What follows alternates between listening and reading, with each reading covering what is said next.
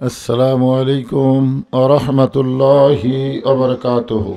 الحمد لله نحمده ونستعينه ونستغفره ونؤمن به ونتوكل عليه ونعوذ بالله من شرور أنفسنا ومن سيئات أعمالنا. من يهدي الله فلا مضل له ومن يضلله فلا هادي له। সকলে জবান খুলে বলেন আশহাদু আল্লা ইলাহা ইল্লাল্লাহু ওয়াহদাহু লা শারীকা লাহু ওয়া আশহাদু আন্না মুহাম্মাদান আবদুহু ওয়া রাসূলুহু আল্লাযী أرسل رسوله بالحق بشيرا ونذيرا وداعيا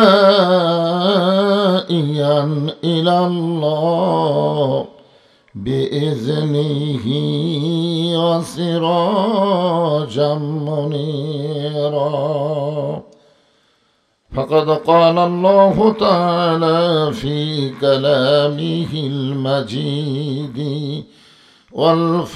والفرقان الحميد. জবান খুলে সকলে পড়েন আউযু বিল্লাহি মিনাশ শাইতানির রাজীম। بسم الله الرحمن الرحيم.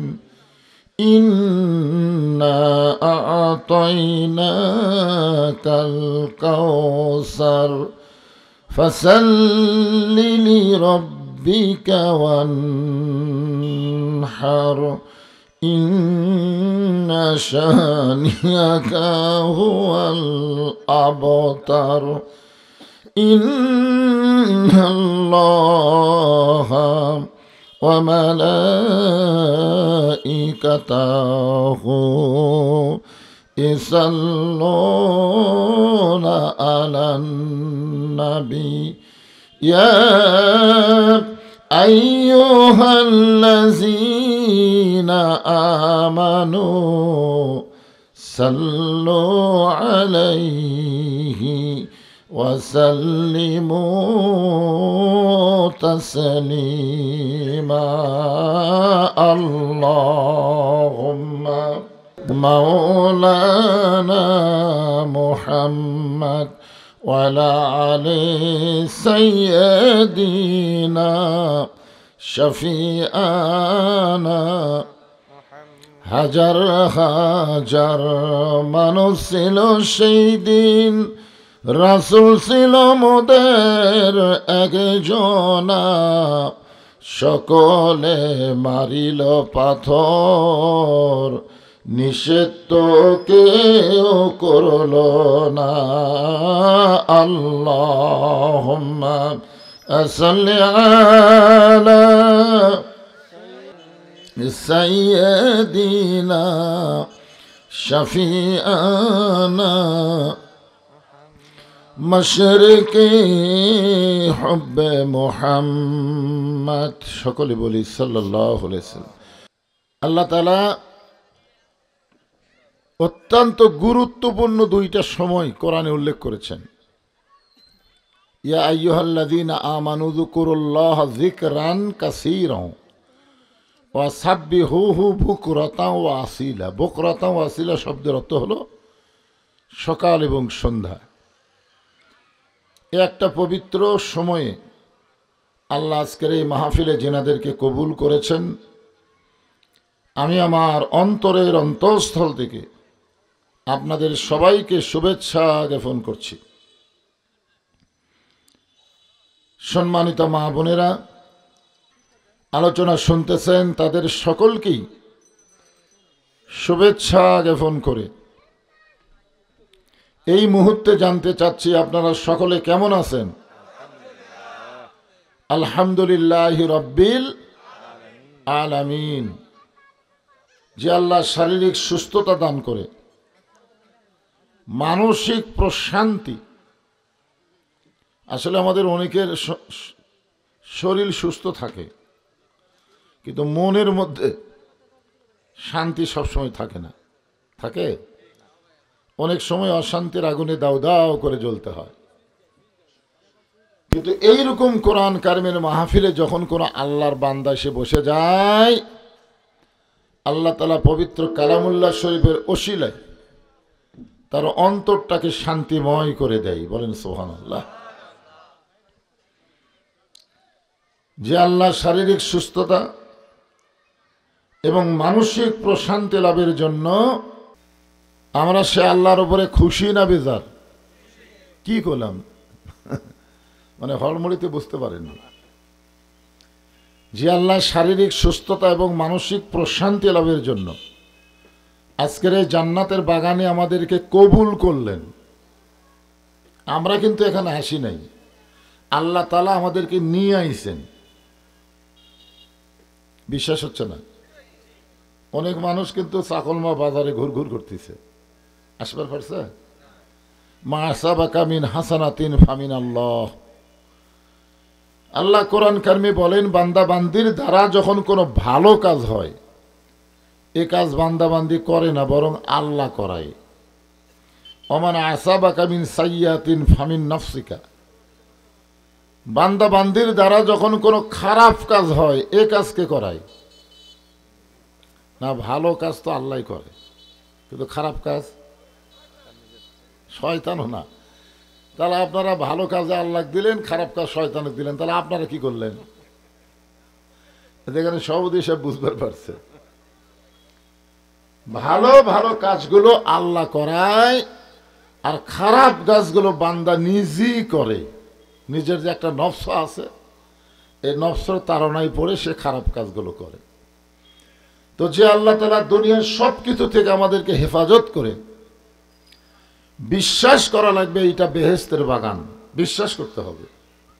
বিশ্বাসে বিলাই বস্তু, তর্কে বহুদূর। আপনার যদি তর্ক করেন, নিচে একটা খেয়াল, উপরে সামিয়ানা, একটু বৃষ্টি হলে এক মানুষও থাকবে না, এইটা যদি বেহেশতের বাগান হয়, তো বেহেশত খুব একটা ভালো না। এরকম যদি তর্ক করেন, তো কোনো বক্তাকে আপনাকে বুঝাতে পারবে? এটা বিশ্বাস করতে হবে এইটা বেহেশতের বাগান। আর বেহেশতের বাগানে কেবলমাত্র বেহেশতি মানুষেরাই বসার মতন তৌফিক পায়। ধরে কোন সুবহানাল্লাহ।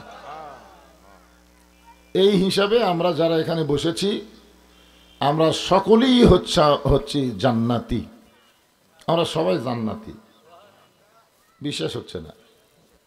এত সহজ যদি জান্নাত হয়, মানে আমাদের মতন কিছু বক্তা জান্নাত পাওয়া খুব কঠিন করে দিচ্ছে। মনে হচ্ছে মুসলমানেরা জান্নাতি পাবে না, পালে হিন্দুরা পাবে, এইরকম ভাবে একটা কঠিন। অথচ জান্নাত পাওয়া খুবই সহজ। যারা একটা প্রমাণ হলো, আজকে যারা এখানে বসে গেছেন, আপনারা সকলেই জান্নাতের মালিক হয়ে গেছেন। সবাই সুবহানাল্লাহ বলেন। এই যে সুবহানাল্লাহ বললেন, এ বলার সাথে সাথে আপনার নামে আল্লাহ জান্নাতে একটা গাছ লাগাই দিল। তাহলে আপনি যদি জান্নাতের মালিকই না হবেন, তা গাছ লাগবে কেন? বোঝা লাগবে তো। আপনি কবে জান্নাতে যাবেন? এখনই আল্লাহ একটা গাছ লাগাই দিস। এই সমস্ত জান্নাতি মানুষ আমরা জবান খুলে আল্লাহর শুকরিয়া আদায় করব। সকলেই বলি রব্বানা লাকাল হামদ হামদান কাসীরান তাইয়িবান মুবারাকান ফীহি। এখানে একটা কোরআন শব্দ দিলে ভালো হতো, কোরআনের মাহফিল। হ্যাঁ, আমরা আল্লাহর প্রশংসা কেন করব? প্রায় মাহফিল আমি তিনটা কথা বলি, না বললে ওয়াজের মৌলিকতা হারিয়ে যায়। চিন্তা করে দেখেন, রুহের জগতে আমরা ছিলাম না? সেই রুহের জগৎ থেকেই তো আল্লাহ আমাদেরকে দুনিয়াতে প্রেরণ করছে। কোন বনেরই পাখি তুমি, আইলারে কোন বনে, আবার কোন বনেতে যাইতে হবে, পড়ছে নাকি মনে। আমরা কোথায় ছিলাম? আল্লাহ ইচ্ছা করলে আমাদেরকে হিন্দু, বৌদ্ধ, খ্রিস্টানদের ঘরে পাঠাবার পারতেন। মুসলমানের ঘরে আমরা জন্ম নেইনি, আল্লাহ পাক আমাদের কবুল করেছেন। ধরে কোন ঠিক কিনা? যদি আল্লাহ আমাদের রুহুটা হিন্দুর ঘরে পাঠাতো, ইহুদি খ্রিস্টানদের ঘরে যদি পাঠায় দিত, আমাদের করার কিছু ছিল? কথা বলেন, ছিল? তো আল্লাহ হিন্দু, বৌদ্ধ, খ্রিস্টানদের ঘরে না পাঠাইয়া জন্মগতভাবে আল্লাহ মুসলমানের ঘরে আমাদের কবুল করলেন। এখান থেকে আমাদের বিশ্বাস করতে হবে, রুহের জগতে আল্লাহ আমাদের পক্ষে ছিলেন। সুবহানাল্লাহ কয় না? আল্লাহ কোরআনে বলেছেন, ওমাইয়াবতাগি গায়রাল ইসলাম দীনান ফালাই ইউকবালা মিনহু। ইসলাম ছাড়া অন্য কোনো জীবন ব্যবস্থা, ধর্ম কেউ যদি গ্রহণ করে, আল্লাহ বলেছেন লা ইউকবালা মিনহু, সেইটা কখনোই কবুল করা হবে না, কখনোই। এই আয়াতের দ্বারা বোঝা গেল একমাত্র জীবন ব্যবস্থা, ধর্ম, তার নাম কি? ইসলাম। ইমাম মালিক রহমতুল্লাহ আলাইকে একজন প্রশ্ন করল, হুজুর, পৃথিবীতে যত ধর্ম আছে তার মধ্যে শ্রেষ্ঠ ধর্ম কোনটা? পৃথিবীতে তো বহু ধর্ম আছে না নাই? তো ছাত্র প্রশ্ন করল, হুজুর, এই সমস্ত ধর্মের মধ্যে শ্রেষ্ঠ ধর্ম কোনটা? ইমাম মালিক বললেন, এই প্রশ্ন করা হলো কবিরা গুনাহ। চিন্তা করছেন? এরকম প্রশ্ন করা হলো কবিরা গুনাহ, বড় গুনাহ। ছাত্র তো চমকে উঠছে, যে এই প্রশ্ন করা কবিরা গুনাহ কেন? ইমাম মালিক বললেন, ধর্মই তো একটা, এরও দেওয়ার শ্রেষ্ঠ কি? ধর্ম কয়টা? তাহলে ইসলাম ছাড়া যতগুলা ধর্ম আছে এগুলো ধর্মই নয়। তাহলে ওইগুলা ধর্মের সাথে আবার ইসলামকে যোগ করলে কেন? এই জন্য বলা লাগবে, পৃথিবীতে কোনোই ধর্ম নাই, একটাই মাত্র ধর্ম, তার নাম হলো ইসলাম। আর সেই ধর্মের ভিতরে আল্লাহ আমাদের কবুল করছেন। মন বেজার না খুশি? তাহলে জবান খুলে বলি আলহামদুলিল্লাহ। জন্মসূত্রে মুসলমান, এটা কত বড় ভাগ্যের ব্যাপার। আল্লাহ নবীর মাদ্রাসার 1 নম্বর ছাত্র নাম হলো আবু বকর রাদিয়াল্লাহু তাআলা আনহু। তিনি মসজিদ নববীর মধ্যে ঢুকতেছেন, কিন্তু ঢুকতে গিয়ে দেখে মসজিদের ভিতরে আল্লাহর নবী বসে আছেন। কে বসে আছেন? আবু বকর রাদিয়াল্লাহু লক্ষ্য করে দেখলেন, নবীর 2 উরাতের উপরে নবীর 2টা নাতি বসে খেলা করতেছে। একটা নাম হলো হাসান, একটা হলো হোসাইন। আবু বকর রাদিয়াল্লাহু দেখে 2টা নাতি খুবই দুষ্টামি করতেছে নবীর সাথে। একজন দাড়ি ধরে টান মারে, একজন টুপি খুলে ফেলে দেয়। কিন্তু নবী এই দুষ্টামি দেখে বিরক্ত না হয়ে বরং 2 নাতিকে বুকের মধ্যে নিয়ে আদর করতেছে। টুপি ফেলে দেয়, দাড়ি টানে, নবী বিরক্ত হয় না, কি করে? আদর করে। এই দৃশ্য দেখার পর আবু বকর রাদিয়াল্লাহু আসমানের দিকে তাকায় বললেন, আল্লাহ, আমার নবী শুধু বিশ্ব নবী নয়, আমার নবী হলেন পৃথিবীর 1 নম্বর নানা। কয় নম্বর নানা? আল্লাহ কেন বললেন লাকাদ কানা লাকুম ফি রাসূলিল্লাহি উসওয়াতুন হাসানাহ? এই কথা আল্লাহ আমাদের কেন বললেন? যে সমস্ত নেতা নেত্রীকে বাদ দিয়া, তাদের সায়েন্সিয়া না হয়ে একমাত্র মুহাম্মদকে তোমাদের আদর্শ হিসাবে, আদর্শের নেতা হিসাবে গ্রহণ করে নাও, যদি তোমরা সফলতা চাও। এ কথা কার? এখন চিন্তা করেন, নবী হিসাবে শ্রেষ্ঠ, নানা হিসাবে শ্রেষ্ঠ। শুধু নানা নবী হিসাবে শ্রেষ্ঠ না, যেদিন বদরের যুদ্ধ হবে, আল্লাহ নবী কিছুক্ষণের জন্য ঘরের মধ্যে ঢুকলেন। সমস্ত সাহাবেরা তো বাইরে আছে। রাসূল ঘর থেকে যখন বের হলেন, সাহাবেরা তাকায় দেখে নবীর মাথায় টুপি নাই, নবীর মাথায় হলো হেলমেট। যেরকম কি হেলমেট। নবীর গায়ে জুব্বা নাই, নবীর গায়ে সৈনিকের পোশাক। নবীর কোমরে একটা বেল্ট, এই বেল্টটা টাইট হচ্ছে না। রাসূল বলে, আলী আমার কোমরের বেল্টটা একটু টাইট করে দাও তো। হযরত আলী যখন নবীর কোমরের বেল্টটা টাইট করে দিচ্ছেন, এমন সময় আবু বকর বলে, হুজুর আপনি হলেন আল্লাহর নবী। রাসূল বলেন, আমি আল্লাহর নবী ঠিক, কিন্তু আজকে বদরের জিহাদে আমি হলাম আল্লাহর সেনাপতি। জোরে কোন সুবহানাল্লাহ। তাহলে কি বোঝা গেল? নবী নবীও আছে, আবার বাতিলের বিরুদ্ধে সেনাপতি হয়ে গেছে। আমরা অনেকেই খালি নবীকে, নবীর প্রতি দরুদ পড়ি, নবীরে সালাম করি মিলাদের ভিতরে, কিন্তু নবীর সমাজ গড়ার কাজে অনেকের দ্বন্দ্ব মনে বাজে। যেরকম ঠিক কিনা? নবী মসজিদের মধ্যে থাকবে, নবী মাদ্রাসার মধ্যে থাকবে, নবী আবার সংসদে যাবে কেন? অনেকের এরকম না, নবী সংসদে কেন যাবে? নবী খালি মসজিদ আর মাদ্রাসা ওয়াজ নসিহত দিয়ে থাকবে। এখন তার নবী নাই, এখন নবীদের ওয়ারিস আছে। যেরকম ঠিক কিনা? আল ওলামা ওয়ারাসাতুল আম্বিয়া, আলেমরা হচ্ছে নবীদের ওয়ারিস। এই আলেমরা মসজিদ মাদ্রাসা মক্তব নিয়ে থাকবে। আগেই বলে দিয়েছে মোল্লার দৌড় মসজিদ পর্যন্ত। এই তো এখন আগামী ইলেকশনে এই আলেমরা একটু কোরআন নিয়ে সংসদে যাওয়ার স্বপ্ন দেখছে। যেরকম কথা ঠিক কিনা? কারণ 54 বছর দেখা শেষ, আগামীতে আমরা দেখব বাংলাদেশ আল্লাহর কোরআনের বাংলাদেশ। যেরকম ঠিক কিনা? মানুষের আইন শয়তানের আইন, মানুষের সংবিধান সংশয় শয়তানের সংবিধান দিয়া আর বাংলাদেশের 90% মুসল চলতে পারে না। শান্তি যদি পাওয়ার চাও, সব সংবিধানকে পায়ের তলে ফেলে আল্লাহর কোরআনকে কলিজায় তুলে নাও। ধরে কোন কথা ঠিক কিনা? চিন্তা করে দেখেন, আল্লাহর নবী শুধু সেনাপতি হিসাবে শ্রেষ্ঠ ছিলেন না, তিনি তার জীবনে 27টা যুদ্ধের নেতৃত্ব দিয়েছেন। 27টা। ধরে কোন কয়টা? এক সময় নবী মদিনার প্রেসিডেন্ট হয়ে গেলেন। আল্লাহ নবী মদিনার প্রেসিডেন্ট যখন হলেন, ধর্মমন্ত্রী হিসেবে আবু বকরকে দায়িত্ব দিলেন, আইনমন্ত্রী হযরত ওমরকে নিয়োগ দিলেন, অর্থমন্ত্রী ওসমানকে বানাইলেন, আর শিক্ষামন্ত্রী হলেন হযরতে আলী। জোরে কোন সুবহানাল্লাহ। প্রেসিডেন্ট হচ্ছে আল্লাহর নবী, আর এই যে 4টা মন্ত্রীর নাম করলাম, কেমন লাগলো? এখনকার আইনমন্ত্রী কি নৌকাত পলাবার যায়। জোরে কোন কথা ঠিক কিনা? ওর সাথে আবার দরবেশ বাবা ধরা খায়। অনেকে বলে হুজুরা ওয়াজ করবার এসে গীবত করে।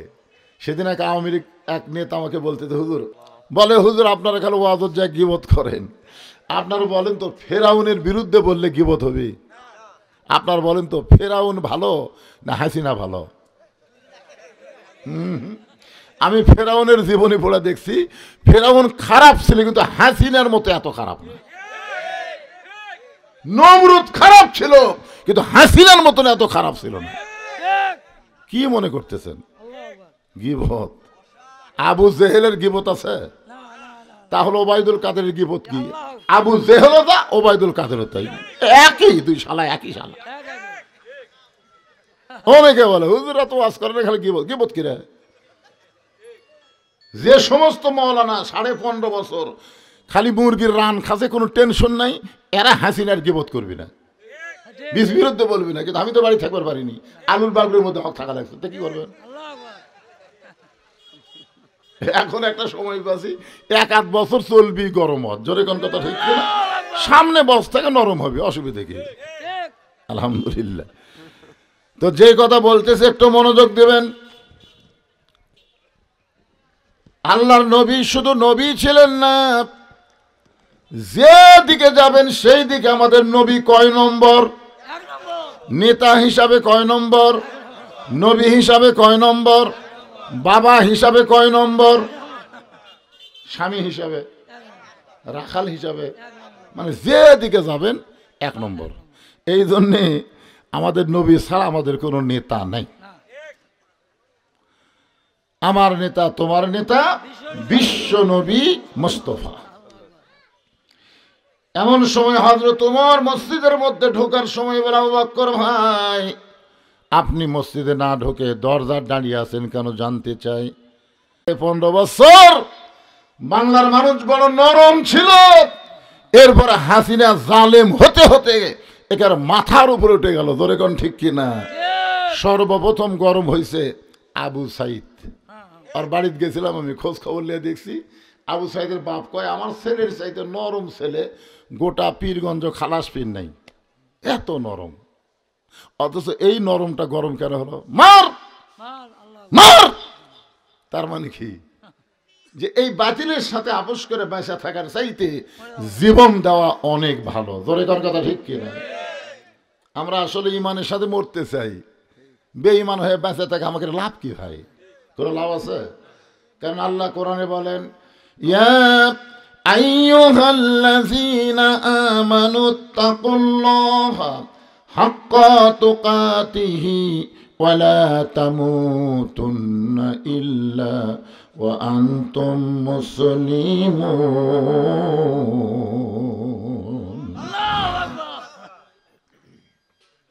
আপনারা বলেন, ওমর ফারুক 3 ধাপ পিছনে গিয়ে বলতেছে, আবু বকর ভাই, আপনি এই যে গরম হওয়ার পিছনে কারণ কি? বলে, কারণ হলো তুমি যে 2টা সন্তানকে বেয়াদব বলতেছো, যে এরা 2জন বেয়াদবি করতেছে, এই 2 বেয়াদবরে তুমি চিনো? তুমি যাদেরকে বেয়াদব বলতেছে এদেরকে তুমি চিনো? আবু বকর যদি বলতো এই 2জনকে তুমি জানো, তাহলে উত্তর দেওয়া খুবই সহজ। কিন্তু যখনই বলছে চিনো, যেরকম আমি যদি বলি আপনারা বাংলাদেশের মানুষ কোরআন শরীফ জানেন, 2-1 জন জানে যারা পড়বার পারে, কিন্তু কোরআন শরীফ চিনেন? 1 জনও চিনে না, আমিও চিনি না। আমি একজন বক্তা হয়েও আল্লাহর কোরআন চিনি না। আমি জানি কোরআন শরীফের প্রতি অক্ষরে 10টা করে নাকি, সূরা ইয়াসিন পড়লে কি সব, সূরা মূল পড়লে কি সব, এগুলো আমি জানি, কিন্তু আমি আল্লাহর কোরআন চিনি না। আমরা সেই দিন কোরআনকে চিনতে পারবো যেদিন কোরআন অনুযায়ী বাংলার মুসলমান চলতে পারবে। জোরে কোন কথা ঠিক কিনা? আপনারা বলেন তো, আমরা কোরআন শরীফ খতম দিচ্ছি, কোরআন পড়তেছি, কিন্তু কোরআন অনুযায়ী কি আমরা চলবার পারতেছি? তো চলার চেষ্টা করা লাগবে না? এই কোরআনকে খালি পড়ার জন্য আল্লাহ দিছে নাকি? যে মাসে মাসে খতম দিবে আর বকশা দিবে, এই জন্যই কোরআন দিছে নাকি? আল্লাহ কেন বললেন ওয়ানুনাজ্জিলু মিনাল কুরআনি মা হুয়া শিফাউ ওয়া রাহমাতুল লিল মুমিনিন? এই আয়াতের বাংলা অর্থ কি? এই আয়াতের বাংলা অর্থ হলো সব সমস্যার সমাধান। সবাই বলবেন, বিশ্বাস করবেন, বিশ্বাসে মিলাই বস্তু তর্ক করা যাবে না। অনেকে বলবি কোরআন শরীফ কি আছে রে, এরা কারা কয়? এই কোরআন শরীফে কি আছে কারা কয়? যারা আজ পর্যন্ত না পাক এই কোরআন শরীফ হাত দিয়ে স্পর্শ করবার পারে নাই। কারণ কোরআন ধরবার গেলেও মদ্দামি লাগবে রে পাগলা, লা ইয়ামুসুহু ইল্লাল মুতাহহারুন। ততক্ষণ পর্যন্ত তুমি স্পর্শই করতে পারবে না যতক্ষণ তুমি পবিত্র না হবা। এই বাংলাদেশের অপবিত্র বিজ্জাত অবৈধ সন্তানেরা এই কোরআন দিয়ে কি হবে এ কথা বলতে পারে। জোরে কোন কথা ঠিক কিনা? বৈধ মায়ের সন্তান, হালাল জাদা কোনোদিন এ কথা কখনোই বলবে না। এজন্য একটা স্লোগান দেন সাইজ মতো, আমি যে বলবো আল কোরআনের সব সমস্যার সমাধান, আপনারা বলবেন দিতে পারে আল কোরআন। কেমনে দিবার পারে আমি বুঝাই দেবো ইনশাল্লাহ। সব সমস্যার সমাধান সবাই কননি, কম কইছেন। জনগণ কিন্তু বাহিরটা মনে করতে যে মগরিবের সময় তো এমনি রাতের সময় লোক হয় না। আমি চিরতা আসলে নামাজ পড়লাম, ওখানে আজকে মাহফিল হচ্ছে, আমি এলাকাত খোঁজ নিলাম কীরকম লোক হয়। হুজুর এ পর্যন্ত 8-10টা আমরা গেছিল, 15 জন, 25 জন, 30 জন, খুব বেশি হলে 75 জনের উপর হয় না। আমি গেলাম কে রে, তাহলে অত লোক হয় না তো, রাতে যদি এই হয় তাহলে মগরিবের পর আজকে চাকুল মাত কী হবি, এই টেনশন নিয়ে আমি আসতেছি। তো এখন তো দেখা যাচ্ছে মাহফিল ভরে রাস্তাত খাড়া হয়ে আছে।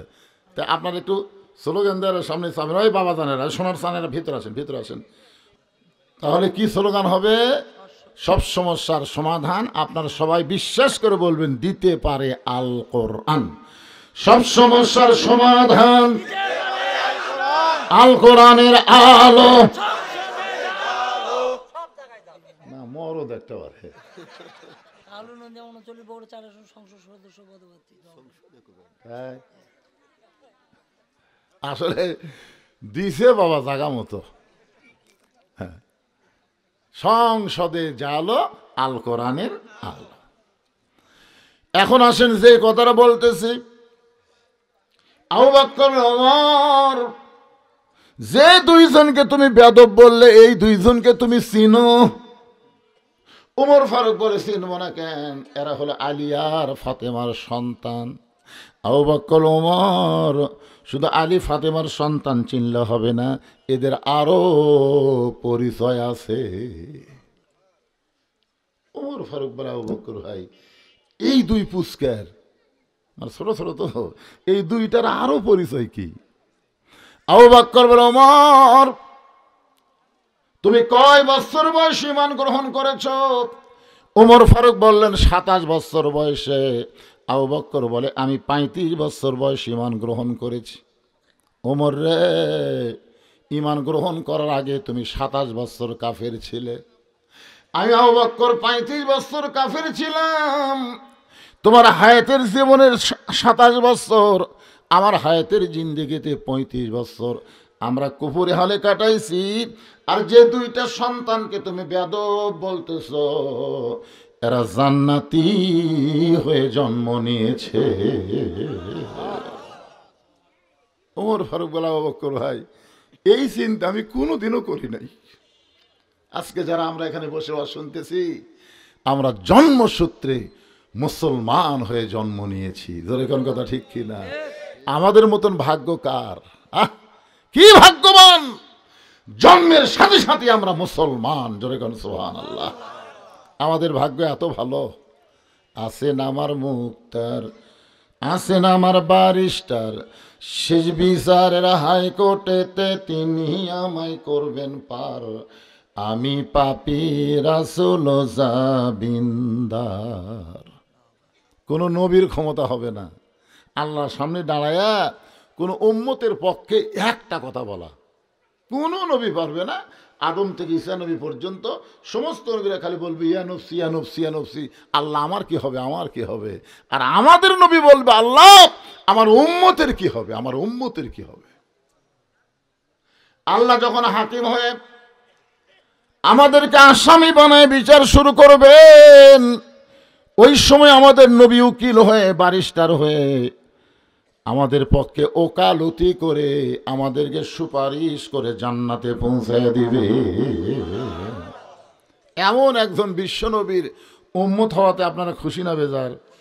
তাহলে জবান খুলে আর একবার বলি আলহামদুলিল্লাহ।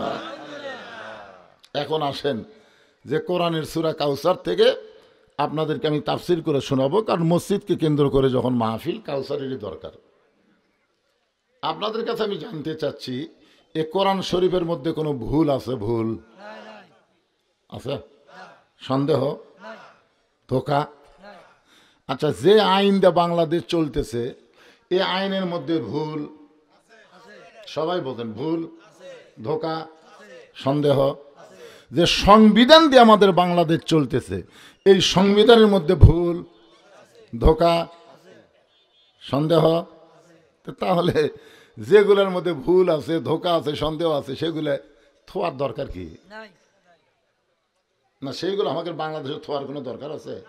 এগুলা ফেলে দিয়ে নতুন করে যদি আমরা বাংলাদেশ আল্লাহর কোরআন দিয়ে করবার চাই, গড়বার চাই, আপনাকে কারো আপত্তি আছে ভাই? জানেন নাই, পারা যাবে না ইনশাআল্লাহ। এই মসজিদের উন্নয়নে মসজিদের মাহফিল করা লাগবে না। কোরআনের শাসন যখন বাংলাদেশে চালু হবে, যিনি নেতা হয়ে ক্ষমতার চেয়ার পাবে, তার 1 নম্বর দায়িত্ব হলো আল্লাযীনা ইম্মাক্কান্নাহুম ফিল আরদ আকামুস সালাত, নামাজ কায়েম করো। জোরে কোন কথা ঠিক কি না? নামাজ কায়েম। এই 2 লাইন রাস্তা 4 লাইন, ওই পদ্মা নদীর উপরে ব্রিজ দেওয়া, যমুনার ব্রিজ দেওয়া, এগুলা কাজ পরে। আগে কাজ হলো নামাজ কায়েম করো। তুমি বুড়া নামাজ পড়ো, তোর লাঠির খবর কি? তুই বুড়া মানুষ, এই শীতের মধ্যে কাঁপতে কাঁপতে লাঠি নিয়ে সামনে কাতার এসে নামাজ পড়ো, আর তোমার লাঠি দিয়ে ল্যাপ গরম করতেছ। 21 বছরে আড়িয়ে আজান দিল 2.5 হাত হয়, আগে আসলে 3.5 হাত, আজান শুনবি না দিকে কম্বল মাথার উপর দিছে, এখন পাও টানে বুকের কাছে থসে, বাইরে থেকে মনে করবি চাউলের বস্তা ঢাকা থসে। আপনি কম্বলটা টানতে দেখেন তো, কম্বলের তলে ওর সাইজ, কম্বলের তলে ওর সাইজ, আর সকালবেলা সাইড টিপে কুত্তার সাইজ, একই সাইজ। তা আপনারা কি মনে করতেছেন কোরআন দিয়ে যখন বাংলাদেশ চলবে তখন কুত্তার সাইজ হওয়ার কোনো সুযোগ আছে? যেরকম আছে মসজিদের টাইলস, মসজিদের রং, মসজিদের সৌন্দর্য, এই কাজ আল্লাহর কাছে পরে গ্রহণযোগ্য হবে, আগে গ্রহণযোগ্য মসজিদ ভরা মুসল্লি হওয়া লাগবে। যেরকম ঠিক না? এই কোরআনের মধ্যে কোনো সন্দেহ নাই। সেই কোরআনে আল্লাহ বলতেছেন ইন্নাস সালাতা তানহা আনিল ফাহশাই ওয়াল মুনকার, একমাত্র নামাজই পারে মানুষকে যাবতীয় খারাপি ফাহিশা থেকে বাঁচায় দিতে। আমাদের যুবক ছেলেদের হাতে যে হারে মোবাইল লিয়া ঘরে, 4G 5G মোবাইল লিয়া ঘরে, আচ্ছা দিনের বেলা তো ঘরে, কিন্তু রাত 10টার পরে দরজা জানলা যখন বন্ধ করে তখন কি খবর? আমি রাত 2টার সময় আসার সময় একটু ফেসবুক চালু করে আমি সব খবরাখবর দেখতেছি। এক ছেলে আমাকে মেসেঞ্জারে বলতে, হুজুর আপনি এত রাত্রে ফেসবুক দেখেন?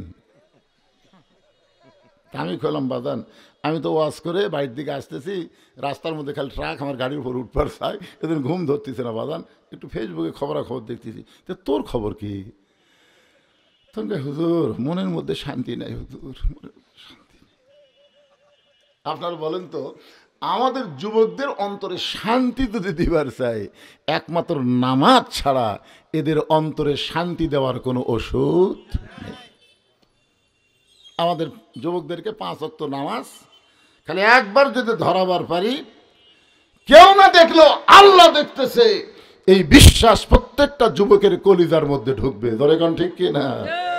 রাত্রে মোবাইলে দেখবে মিজানুর রহমান আজহারের ওয়াজ শুনবে, আব্দুল আলমীর ওয়াজ শুনবে, বদরুল রশিদের ওয়াজ শুনবে, এগুলো ওয়াজ শুনবে, ভুলেও অশ্লীল ভিডিওর দিকে যাবে না। যখনই যাবে তখন নামাজ বলবে আল্লাহ দেখতেছে রে, আর 2 কান্দের ফেরেশতা লিখতেছে রে পাগলা।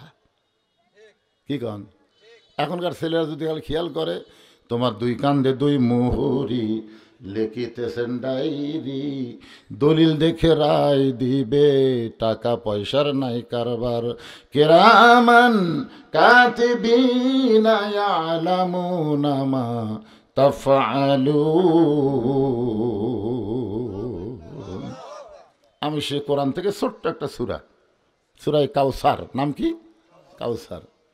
হাসর হবে তামার সানি, উম্মত বলবেন পানি পানি, সেই কঠিন দিনে নবী বিনে, সেই কঠিন দিনে নবী বিনে পানি দেওয়ার সাধ্য কারো নাই। সকলে পড়েন সাল্লাল্লাহু আলা মুহাম্মাদ সাল্লাল্লাহু আলাইহি ওয়াসাল্লাম, সাল্লাল্লাহু আলা মুহাম্মাদ সাল্লাল্লাহু।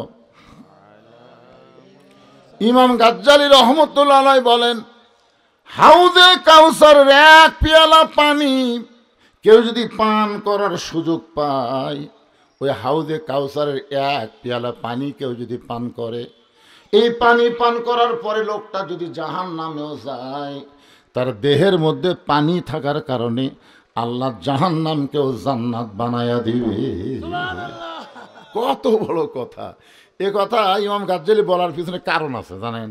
কারণ ইমাম গাজ্জালীকে বলা হয় হুজ্জাতুল ইসলাম, ইসলামের দলিল, ইসলামের সবচাইতে বড় দার্শনিক। মুসলমানের মধ্যে ইমাম গাজ্জালীর চাইতে বড় দার্শনিক আর কেউ নাই। দার্শনিক বোঝেন আপনারা? দর্শন দেখলেই বুঝতে পারে। আল্লাহ তাকে এমন একটা ইলম দিয়েছিল, ক্ষমতা দিয়েছিল, যার কারণে তিনি বলেছেন হাউজে কাউসারের পানি পান করে কেউ যদি জাহান্নামেও যায়, জাহান্নামকে আল্লাহ জান্নাত বানায় দিবে। আচ্ছা এটা কেন কেন বললেন? এখানে ইমাম গাজ্জালী বুঝাচ্ছেন হাউজে কাউসারের পানি কেউ যদি পান করে সে জাহান্নামে যাবেই না। এটা দ্বারা কি বোঝা গেল? জাহান্নামে যদি যায়।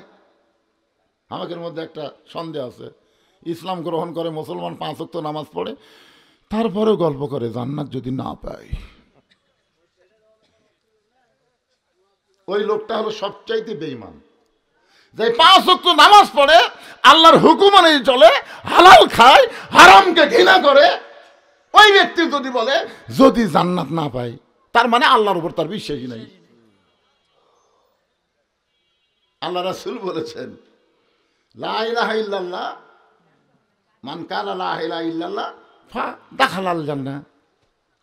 আল্লাহ কোরআনে বলেন, ফাদখুলি ফি ইবাদি ওয়াদখুলি জান্নাতি। তুমি যত বড়ই পাপী হও না কেন, লা তাকনাতু মির রাহমাতিল্লাহ, আল্লাহর দয়ার উসিলায় তোমার পাপকে মাফ করে দিয়ে আল্লাহ তোমারে জান্নাত দিয়ে দিবে। এটা হিন্দুরা বলুক, বৌদ্ধরা বলুক, খ্রিস্টানরা বলুক, এরা বলুক যদি জান্নাত না পাই, কিন্তু আমরা মুসলমান বলবো কেন?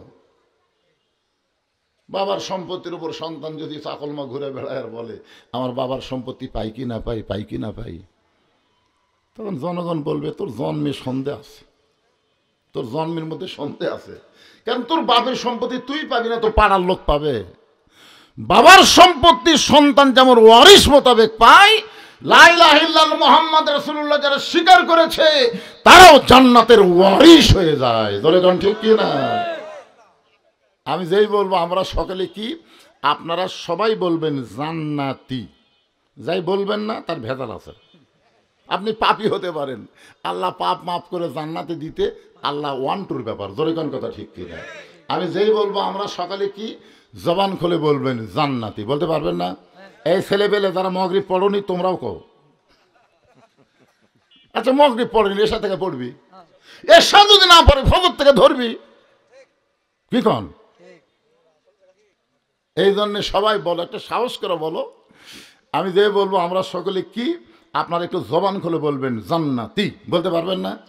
আমরা সকলে কি, আরো জোরে জোরসে বলুন। ফেরেশতারা বলতেছে আল্লাহ এরা যে জান্নাতি জান্নাতি মিছিল করতেছে, এরা কি জান্নাত দেখছে? আল্লাহ কয় না রে, তো না দেখা জান্নাত পাওয়ার জন্য এরা মিছিল করতেছে।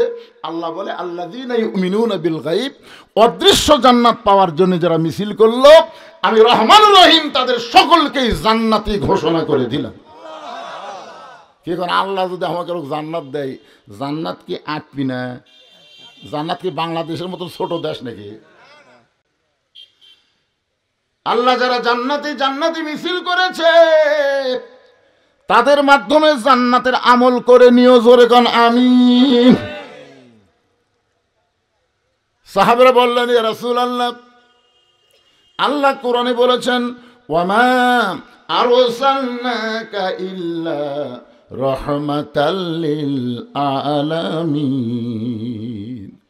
হাসর যখন তামার সানি মানে এক সূর্যের কয় মুখ হবে? কথা কয় না? আর সূর্য কত নিচে আসবি, আর সেই সূর্যের তাপে হাসরের মাটি যখন তামার মতন হয়ে যাবে, তখন আপনি হাউজে কাউসারের পানি পান করাবেন পাইকারি হারে। কারণ আপনি তো রহমাতুল লিল আলামিন, আপনার তো দয়ার শেষ নেই। তায়েব বেশি আপনাকে পাথর মারলো, দেহ দিয়ে রক্ত ঝরলো, আপনি 2 হাত তুলে দোয়া করলেন। জায়েদ বলল ইয়া রাসূলুল্লাহ, যারা আপনাকে পাথর মেরে দেহ থেকে রক্ত ঝরালো, আপনি কি তাদের গোয়ার দোয়াই দোয়া করতেছেন? রাসূল বলে না জায়েদ, আমি তাদের হেদায়েত কামনা করতেছি। এত দয়া আপনার।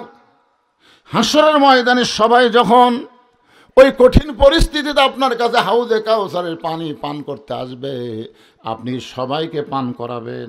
রাসূল বললেন ফাসাল্লি লিরাব্বিকা ওয়ানহার। হাউজে কাউসারের পানি সবাই পান করতে পারবে না। এই পানি পান করতে গেলে তাদের মধ্যে 2টা গুণ থাকা লাগবে, একটা হলো নামাজ আর একটা হলো কুরবানি। এরাই পান করবে হাউজে কাউসারের পানি। তাহলে 1 নম্বর কি? আরো জোরে করে 1 নম্বর কি? 1 নম্বর হলো নামাজ। এই নামাজটা আল্লাহর নবী পাইছেন মক্কায়। নবুয়তের 10ম বৎসরে নবী নামাজ পেলেন লাইলাতুল মেরাজে। আল্লাহ তাআলা নবীকে 5 ওয়াক্ত নামাজ দিলেন। নবুয়তের 10ম বৎসর। নবুয়তের কত বছর? 10ম বৎসরে নবী নামাজ পাইলেন। নামাজ পাওয়ার পরও 3 বছর নবী মক্কায় ছিলেন। নামাজের কথা যেখানে আল্লাহ বলেছেন সেখানে নামাজ পড়ার কথা একবারও আল্লাহ বলেন নাই। এ গোটা কোরআন শরীফ খুলে দেখেন, নামাজ পড়ার কথা আপনি পাবেন না। হাদিস পড়ে দেখেন, নামাজ পড়ার কথা পাবেন না। কোরআনের প্রথমেই দেখেন আল্লাহ কি বলতেছেন, জালিকাল কিতাবু লা রাইবা ফীহি হুদাল লিল মুত্তাকিন আল্লাযীনা ইউমিনুনা বিল গায়বি ওয়া ইউকিমুনাস সালাহ। এটা হলো প্রথম কোরআনের নামাজ কায়েমের আয়াত, এটাই হলো প্রথম। এরপরে আরো 81 জায়গা, সর্বমোট কত জায়গা? 82 জায়গায় আল্লাহ নামাজ কায়েমের কথা বলেছেন।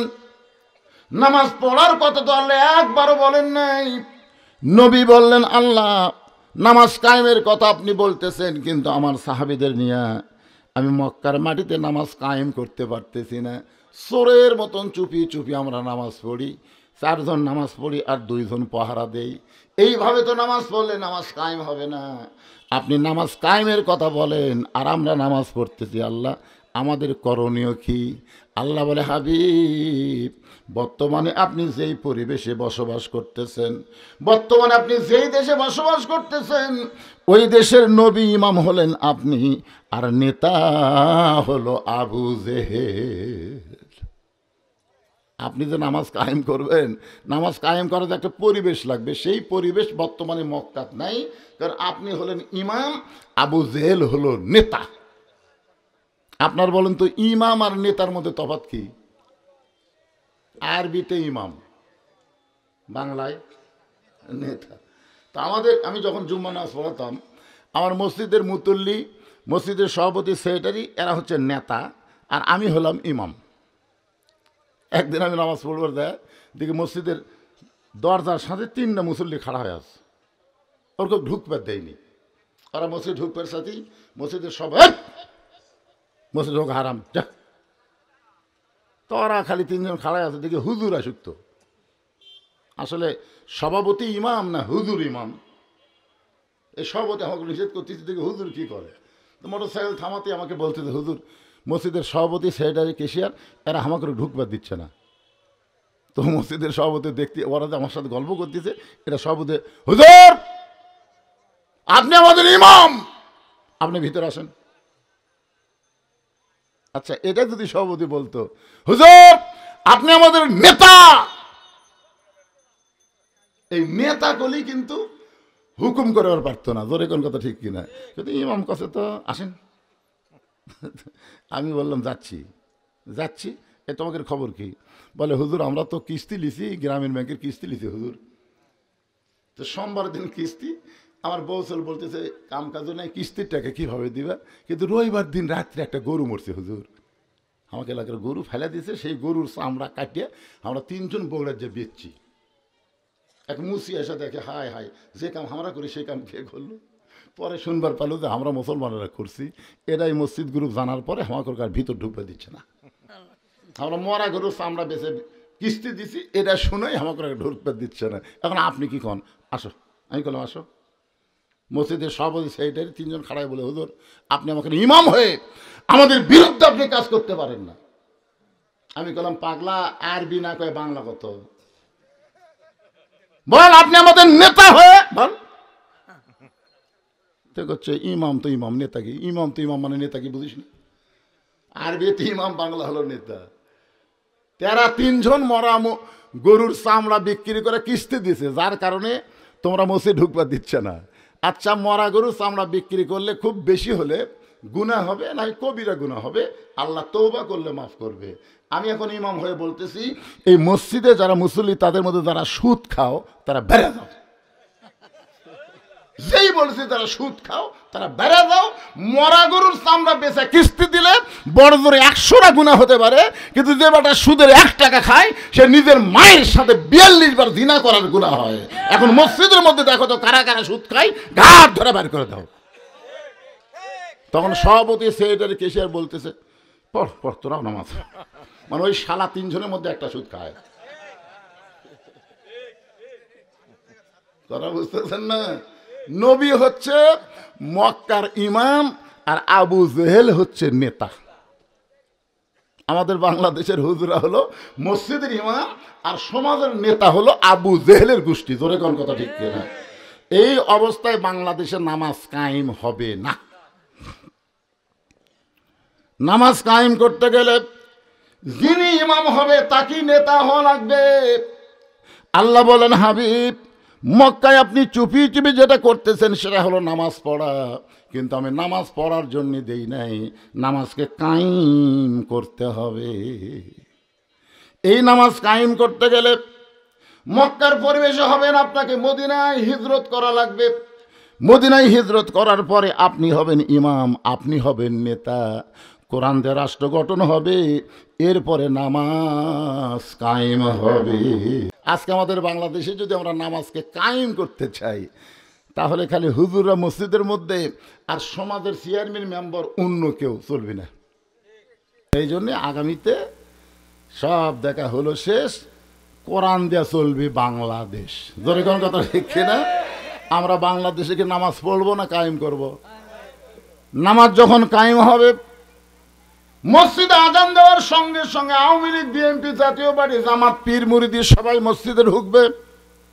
মসজিদ ঢোকার পরে যখন মুয়াজ্জিন আকামত দিবে, আকামত দেওয়ার সঙ্গে সঙ্গে আওয়ামী লীগ, বিএনপি, জামাত সবাই কাতারবদ্ধ হয়ে দাঁড়াতে হবে।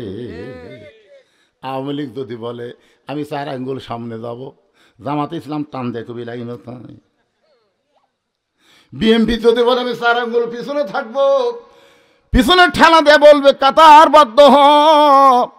ধনীর কাছে ফকির গেলে ধনী যদি কোনার ঘুতা মারে, তুই ভিক্ষা করে খাস, আমার বাড়ি তুই আমার কাছে খান, ফকির কোনার ঘুতা দিয়ে বলবে তুই ধনী আমি ফকির, বাইরে তুই আইন, ভিতরে কোনো আইন চলবে না, মানুষের আইন চলবে আমার আল্লাহর। ধরে কোন কথা ঠিক না? কালোর কাছে ফর্সা, ফর্সার কাছে কালো, এসপির কাছে চকিদার, তেলতেলা পায়ের কাছে পাও ফাটা, গোড়ালির সঙ্গে গোড়ালি মিল করে যখন কাতারবদ্ধ হবে, ওই কাতারবদ্ধ হওয়া মানে মুসলমানের মধ্যে 14 দল 20 দল থাকবে না, সব মুসলমান নামাজের মাধ্যমে, নামাজ কায়েমের মাধ্যমে এক কাতার হয়ে যাবে। ধরে কোন ঠিক কিনা? আল্লাহ কোরআন কারিমের মধ্যে বলেছেন, ওয়াতাসিমু বিহাবলিল্লাহি জামিআন ওয়া লা তাফাররাকু, তোমরা বিচ্ছিন্ন হয়ে না, তোমরা দলাদলি করো না, বরং তোমাদেরকে একত্র হওয়া লাগবে। আমরা মুসলমান যদি একত্রে বসবাস করতে চাই, নামাজ ছাড়া আমাদের কোনো উপায় নাই। এই নামাজ যদি কেউ না পড়েন, যদি কেউ নামাজ না পড়েন, রাসূল বলেছে লা সলাত আলা ঈমান, যার নামাজ নাই তার ঈমান নাই, যার নামাজ নাই তার ঈমান নাই। আপনি যতই কলেমার জিকির করেন, যতই কলেমার জিকির করেন, আপনার ঈমান ততক্ষণ পর্যন্ত থাকবে যতক্ষণ আপনি নামাজ পড়বেন। নামাজ বাদ দেবেন, লা সলাত আলা দিনা, যার নামাজ নাই তার কোনো ধর্ম নাই। আল্লাহ রাসূল বলেছেন, বাইনাল আবদি ওয়াল কুফরি তরকুস সালাত, বান্দার কাফের মধ্যে পৃথক করার জিনিসটার নামই হলো নামাজ। যে নামাজ পড়বে সে হবে আল্লাহর বান্দা, আর যে নামাজ পড়বে না সে হবে কাফের। রাসূল কঠিন কথা বলেছেন, মান তারাকা সালাতু মুতাম্মিদান ফাকাত কাফারা, ইচ্ছা করে একটা ওয়াক্ত নামাজ যারা বাদ দিল তারা আল্লাহর সঙ্গে কুফরি করলো। এত পাপ হবে নামাজ না আদায় করলে। এই পাপ থেকে বাঁচার জন্যে আমাদের নামাজ কায়েমের আন্দোলন করা দরকার আছে না নাই? জোরে করে আছে না নাই? এই যে টুপিওয়ালা ভাই একটা কথা কয় না পারে, এদের কে ভাই কিছুই কর না কেন ভাই? আমি দেখতেছি প্রথম থেকে মুখ বন্ধ করে আছে। আচ্ছা, এইভাবে যদি, যেভাবে আমরা নামাজ পড়তেছি, এইভাবে যদি আমরা মরে যাই, এই অবস্থা যদি মরে যাই, আল্লাহ রাসূল বলেছেন, মান সাল্লাল্লাহু তাআলা আশ-শাহাদাতা বিসিদিকিন বাল্লাগাহুল্লাহু মানাজিলা শুহাদা ওয়া মাতা আলা ফিরাশিহি, রাওয়াহুল বুখারী কিতাবুল মাগাজি। কেউ যদি চায় যে বাংলার জমিনে আল্লাহর কোরআন দিয়ে রাষ্ট্র চলবে, এই কোরআনের জন্য প্রয়োজন হলে আমি শাহাদতের পেয়ালা পান করব, এই নিয়তে যদি কোরআনের আন্দোলন করে, কোরআন বিজয়ের আন্দোলন করে, ওয়াই মা তাআলা ফিরাশিহি, সে যদি নিজের বিছনাতে মৃত্যুবরণ করে, বাল্লাগাহুল্লাহু মানাজিলা শুহাদা, হাসরের ময়দানে আল্লাহ তাকে শহীদদের কাতারে দাঁড় করায়া দিবে। তাহলে আমাদের সময় নামাজ কায়েম না হলেও নামাজ কায়েমের আন্দোলনে আমরা অংশগ্রহণ করব, এই কথাটাও কি আমি জবান দিয়ে বলতে পারবো না ভাইজান? আমরা কি মনে করছিলাম যে 5ই আগস্টে হাসিনা পলাবি? আগস্টের 1 তারিখও হয় মনে করিনি, 2 তারিখেও না, 3 তারিখেও না, 4 তারিখেও নয়, 5 তারিখেও সকালবেলা আমার মন কয়নি দি পলাবি। 6 তারিখে ঢাকায় অ্যাটাক ডাক দিয়েছিল, কিন্তু বাংলাদেশের জামাত শিবির ওরা করলো 6 তারিখ ছোঁয়া যাবে না, 5 তারিখে ডাক দিলাম, 6 তারিখ ঢুকবো 5 তারিখ। জামাত শিবিরের কথা মতো 6 তারিখ বাদ 5 তারিখে ঢুকলো। ভাই রে, আমি সবসময় মোবাইল দেখি, এই সারা পলক নেটওয়ার্ক বন্ধ করে দিছে, ঠিক মতো দেখা যায় না, ভিপিএনের মাধ্যমে আমি ফেসবুক দেখতেছি, 12টা পর্যন্ত কোনো লোক নাই, 12টা পর্যন্ত ঢাকার কোনো লোকই নাই। 12:30টার সময় দেখি শহীদ মিনারে কয়েকটা লোক ঘুরঘুর করতেছে। আমি বললাম, আল্লাহ রে, আজকে যদি ঢাকায় অ্যাটাক না হয়, আগামীকাল থেকে আমি বাড়ি থাকতে পারবো না, মানে আমি বাড়ি থাকতে পারবো না, কুটিতে লুকে থাকা লাগবে, আল্লাহ ভালো জানে। কিন্তু ভাই আমি মন খুবই কষ্ট নিয়ে আমার মাদ্রাসার মসজিদে নামাজ পড়তে গেলাম, কেউ আসেনি, আমি নিজে আজান দিলাম, আজান দিয়ে নামাজ পড়ে খুব কান্নাকাটি করে, আরে কোরআন শরীফের সূরা ইয়াসিন, সূরা কাহাফ পড়ে আমি বাড়িতে এসে 2:30টার দিকে মোবাইল খুলে দেখি, ভাই মনে হচ্ছে তয়রান আবাবিল তারমিহিম বিহিজারাতিন মিন সিজিল ফাজআলাহুম কাআসফিম মাকুল। হাসিনার হস্তি বাহিনী মনে হয় আবাবিল পাখি গিলে খাসে, তোরে কর কথা ঠিক না। হাই, চেষ্টার মাধ্যমে সব হয় রে, মন খারাপ করে বসে থাকা লাভ নাই। অবশ্যই বাংলার জমিনে নামাজ কায়েমের আন্দোলন হবে, জোরে কোন কথা ঠিক না। শুধু মসজিদ বানানোর আন্দোলন করে লাভ নাই, মসজিদ তাইজ করে কোনো লাভ নাই। বাপ ছেলে নাতি এক কাতারে নামাজ পড়বে, সমস্ত দল ভাঙ্গা মুসলমান এক কাতার হবে, জোরে কোন কথা ঠিক কিনা। আন্দোলন করা লাগবে তো, কি মনে করতেছেন 42 বছরের ওয়াজ দিয়া কাম আছে? আগামী তার ওয়াজ নাই, ডাইরেক্ট অ্যাকশন। তাহলে হাউজে কাউসারের পানি যদি আমরা পান করতে চাই, 1 নম্বর হলো নামাজ। জোরে করে 1 নম্বর কি? এই নামাজ হলো 5 ওয়াক্ত নামাজ। আবার মনে করেন না এই নামাজ হলো জুমার নামাজ, এটা যেন মনে করেন না, কারণ লাইলাতুল মেরাজে আল্লাহ নবীকে যে নামাজ দিছে, এই 5 ওয়াক্তর মধ্যে কিন্তু জুম্মা নাই। কি নাই? জুম্মা নেই। এই জুমার নামাজ কখন হয়েছে জানেন? জুমার নামাজ কিন্তু আল্লাহ রাসূল দুনিয়াতে পাশে, আরো সে পায়নি। জুমার নামাজ আল্লাহ রাসূলকে আল্লাহ দুনিয়াতে দিছে যখন রাসূল মদিনার প্রেসিডেন্ট হলেন, তখন। অনেকে জুমার নামাজ পড়ে আর মনে মনে কয় আমিও নামাজি হুজুর। তো নামাজের সুরত কি? বলে সবার শেষে যায়, আগে বাইরে হই হুজুর। আপনারা বলেন তো, জুম্মার নামাজও যদি আপনার পড়বার চান, আল্লাহর হুকুম কি কন্ত? না না, জুম্মার নামাজ যারা পড়েন, 5 ওয়াক্ত পড়ে না, খালি জুম্মা পড়ে, তাদের জন্য আল্লাহর হুকুম কি? আল্লাহর হুকুম হলো ইজা নুদিয়া লিস-সালাতি মিন ইয়াউমিল জুমআ ফাসআউ ইলা যিকরিল্লাহ। জুমার নামাজের যখন আজান হবে, ওই আজান শোনার সঙ্গে সঙ্গে তড়ি ঘড়ি করে মসজিদে যাওয়া লাগবে। হুকুম কার? আরো জোরে বলে হুকুম কার? কোরআন দিয়ে আল্লাহ যেটা বলেছে এইটা হলো ফরজ, আর হাদিস দিয়ে নবী যেটা বলেছে এটা হলো সুন্নত। তাহলে এখানে কোরআনে আপনি ডাইরেক্ট পেলেন ফাসাও। ফাসা মানে কি? হেঁটে হেঁটে, হাঁটাও লয় দৌড়ানো লয়, মাঝখানটি দেখে ডায়াবেটিস হলে হাঁটে না, ডায়াবেটিস যার কাছে এরকম জোরে জোরে পারলে সামনে কাতার। সর্বপ্রথম যে ব্যক্তি ঢুকবে, আল্লাহ রাসূল বলেছেন একটা উট কুরবানি সব দেওয়া হবে। সুবহানাল্লাহ। এটা আবার ইমাম গাজ্জালি ব্যাখ্যা করে বলেছেন, প্রথম 3 মিনিটের মধ্যে যারা মসজিদে ঢুকবে, কয় মিনিট? একটা উট কুরবানি সব পাবে। 5 মিনিটের মধ্যে যারা ঢুকবে, একটা গরু কুরবানি সব পাবে। 10 মিনিটের মধ্যে যারা ঢুকবে, একটা ছাগল কুরবানি সব পাবে, ছাগল। এরপরে যারা ঢুকবি, একটা মুরগি অথবা ডিম দানের কুরবানি শেষ। এখন দানের সব আসবি, কিন্তু সবার শেষে যাবি আর কি? নিয়ত করছে আল্লাহ, বইয়ের ঘরে বাচ্চা চাইছে তো নিয়ত করছে আল্লাহ, আল্লাহ একটা পুত্র সন্তান যদি দেও আল্লাহ, পীর সাহেব এক সন্ধ্যা ভাত খেলাবো। আমার যেরকম একটাও ছেলে নেই, 3টাই মেয়ে, তাই বলে আমি নিয়ত করিনি। অনেক লোক এরকম করে। আল্লাহ একটা মেয়ে দিছে, কিন্তু নিয়ত কোনো পীর সাহেব খেলাবো, তাও আল্লাহ মেয়ে দিল। পরের বছর আবার বইয়ের পেটে বাচ্চা আইছে, নিয়ত করছে আল্লাহ যদি একটা পুত্র সন্তান দাও, মসজিদের ইমামকে এক সন্ধ্যা ভাত খেলাবো। সেইবারও একটা কন্যা সন্তান। পরের বছর আবার চান্স দিছে, দেখি আল্লাহ কি করে। বইয়ের পেটে যখন বাচ্চা আইছে রাগ করে বলছে, আল্লাহ আমার যদি একটা পুত্র সন্তান দাও, আমি শয়তানকে এক সন্ধ্যা ভাত খেলাম। ওই জানে তো আমার পুত্র হবেই না, এই মনে করে নিয়ত করছে। আল্লাহর কি কাম, একটা পুত্র হচ্ছে। যে পুত্র হওয়ার পরে ছেলের মা খালি কোনো কয়, আমার বাবুর শরীর গরম করতেছে, আমার বাবুকে আমার খাচ্ছে না, মান্নত পুরা করো, মান্নত পুরা করো, মান্নত পুরা করো হলো ওয়াজিব। স্বামী কয় এমন মান্নত করছি রে, পীর পাওয়া যায়, হিউদুর পাওয়া যায়, কিন্তু শয়তান কোথায় পাই? শয়তান কোথায় পাবে? তো মান্নত করলে কেন? যতক্ষণ পর্যন্ত শয়তানকে দাওয়াত না দিবে তোমার এই বাড়িতে খাওয়া নেই। প্রধানমন্ত্রী খেপে গেলে প্রেসিডেন্টের যাওয়া হয়।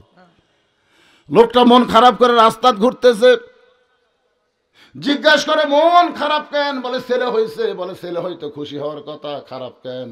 বলে শয়তানকে এক সন্ধ্যা ভাত খাওয়ার চাইছি, এখন শয়তান কোথায় পাই? বলে শয়তান যদি পাবার চাও বাবার দরবারে হে যাও। বাবার দরবার বোঝা? আর দয়াল বাবার দরবারেতে কেউ ফিরে না খালি হাতে। এরকম বাবার দরবার আছে না নাই? আপনাদের এলাকার নাই, এই এলাকার কথা বলতেছে না, বাংলাদেশ আছে না নাই? ওই বাবার দরবারে গেছে। বাবার দরবার গেলে শয়তান কেমনে বাবা দিবে? বলে আমার বাবা এমন একজন বাবা, চোখ বন্ধ করে কাবার মুরগি খেদায়, চোখ বন্ধ করে বাংলাদেশে আর মুরগি দেখে কাওয়ায়, এখান থেকে ইল বলে মুরগি খেদাইয়া দেয়। বাবার কাছে গিয়ে বলতেছে, বাবা আপনার কাছে কি শয়তানের খোঁজ আছে? বাবা রাগ করে বলে, আমার কাছে মানুষ আল্লাহর খোঁজে আসে, তুই শয়তানের খোঁজে কেন আইলি? বলে আমার আল্লাহ পুত্র দিছে, নিয়ত করেছিলাম শয়তানকে এক সন্ধ্যা ভাত খাওয়াবো। বাবার হাতে লাঠি ছিল, মারছে বাড়ি, পিটন খায় আসতে ইমামের সাথে দেখা। মসজিদের ইমাম মন খুব খারাপ, এখন কাজকামের দিন, মুসল্লি খুব একটা মসজিদে আসতেছে না, আলু লাগান সরষা লাগান এইরকম কাজের দিনে, জুম্মার দিনেও মুসল্লি কমে গেছে। ইমাম মন খারাপ করে রাস্তাতে আসতেছে, ওর সঙ্গে দেখা। কোথায় গেছিলে? বলে বাবার কাছে গেছিলাম শয়তানের খোঁজে। বাবা শয়তানের খোঁজ তো দিলই না, বরং বাড়ি মারলো। শয়তানকে কেন খুঁজতেছো? বলে একটা পুত্র সন্তান হচ্ছে, শয়তানকে এক সন্ধ্যা ভাত খাওয়াবো। ইমাম বলতে যে শয়তান যদি দেখবার চাও তাহলে বাবার দরবারে দেওয়া লাগবে লাগাতার 3 জুম্মা। তুই মসজিদের বারান্দায় বসে খেয়াল করে দেখবে, সবার শেষে যেই ব্যক্তি আইছে মসজিদে, আবার সবার শেষে যেই ব্যক্তি যাবে, ওই ব্যক্তি একই আমল যদি 3 জুম্মা করে, তাকে এক সন্ধ্যা খাওয়ালেই তোমার মান্যত পুরা হবে।